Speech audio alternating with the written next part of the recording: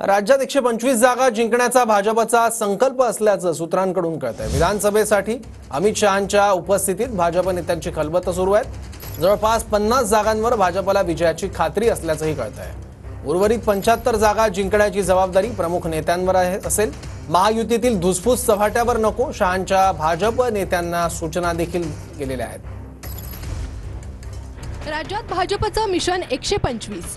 विधानसभेसाठी अमित शहांच्या उपस्थितीत भाजप नेत्यांची खलबतं सुरू आहेत। राज्यात भाजपचं 125 जागा जिंकण्याचं मिशन आहे। जवळपास 50 जागांवर भाजपला विजयाची खात्री आहे, तर उर्वरित 75 जागा जिंकण्याची जबाबदारी प्रमुख नेत्यांवर आहे।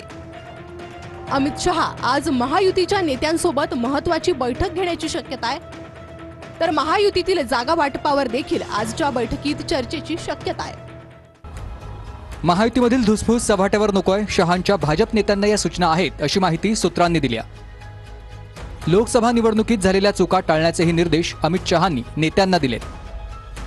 निवडणुकीवेळी नेत्यांनी संयम ठेवावा, एकजूट असावी अशीही सूचना अमित शहांनी आपल्या नेत्यांना केल्याची माहिती सूत्रांनी दिली आहे।